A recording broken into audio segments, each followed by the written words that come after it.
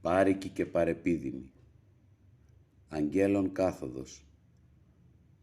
Όταν ο Υιός του Ιαπετού και της Κλιμένης ελευθερώθηκε από τα δεσμά που οι θεοί έμπηξαν στον πονοφόρο Κάφκασο, σέρνοντας τη λαβωμένη μες στα κουρέλια του πλευρά, πήρε να κατεβαίνει στους ανθρώπους, διωγμένος ακόμα από θεούς, τιτάνες, γίγαντες, όρνεα και όροι.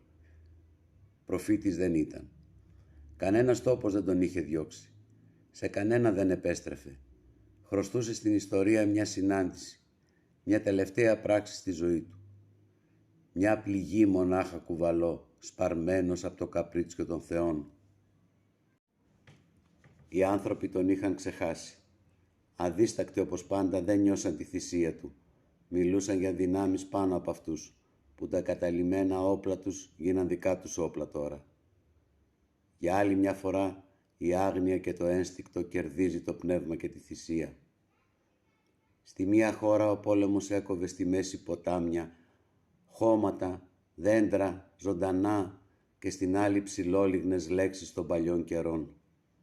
Ο λαβωμένος τεχνίτης από τα καμίνια του ηφαίστου, εκεί που ο ήλιος ακουμπάει τη γη, βρήκε τις πόρτες κλειστές, τις αγκαλιές μαζεμένες. Οι άντρες χύναν το θανατηφόρο σίδερο στα σπλάχνα των εχθρών, ευχαριστώντας τον δικό τους μολόχο καθένας. «Τρισμέγιστοι που με καταδικάσατε, πόσους ακόμα θέλετε για να χορτάσετε εκδίκηση?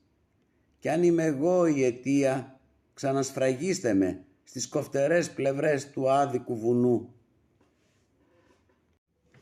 Γεννήθηκε 68 ετών, γέροντας, τυφλός του κόσμου τη βοή.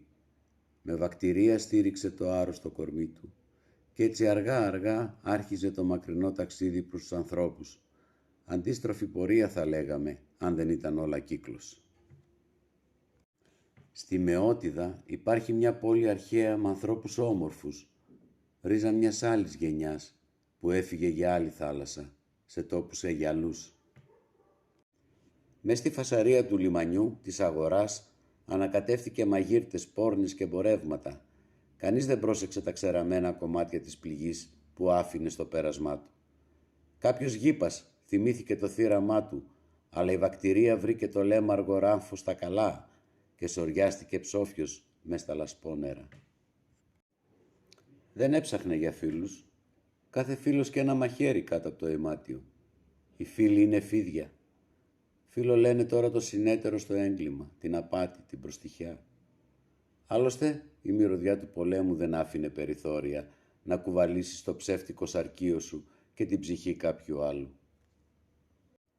Άγγιξε στο στόμα τη Φίβη, τη λαμποκοπούσα μητέρα, που κάθε πρωί μάζευε τα πράσινα αυγά της τύχης και τα πουλούσε στα σταυροδρόμια της πόλης.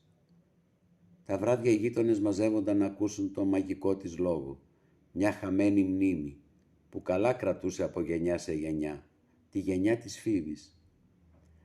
Τα λόγια της μυστήριο, αλλά ησύχαζε τις πονεμένες ψυχές. Ότι έμεινε μόνος, τελευταίος, κοντά της, η Φίβη. Τρόμαξε από τα σημάδια που φέρνε.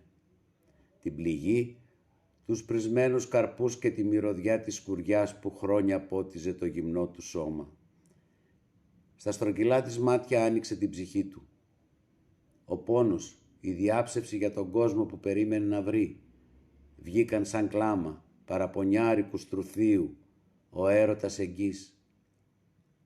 Αποκαμένος σε κάποιες πράσινες όχθες του Δνήπερου, αναστήθηκε, έσμιξε με το αιώνιο θαύμα, το βλέμμα που σε καταπίνει έτη ζώντα. Ξάπλωσε δίπλα της για πολλά χρόνια. Όλο τον καιρό προσπαθούσε να εξηγήσει τη χαμένη θυσία. Όσες φορές να έρθεις, πάλι χαμένη θα είναι. Όμως η ιστορία δεν σταματάει εδώ. Βλέπει τους κατά συνείδηση αποστόλους μιας άλλης εποχής που έρχεται. Βλέπει σκοτεινά λάβαρα με στενόμακρες ασκητικές μορφές, γουρπάνια για τους πεινώντες και διψώντες στην ελευθερία του κόσμου.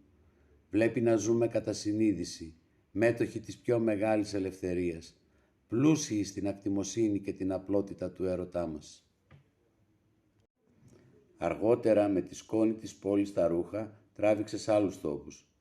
Παιδί πια, βρέθηκε μακριά και βρέφος άμωμο, αγνό, μαρτύρησε σε όλους μας τον προορισμό του, τη μεγάλη επιστροφή, στη μήτρα του σύμπαντος κόσμου, στη δυνάμει ύπαρξη των πάντων.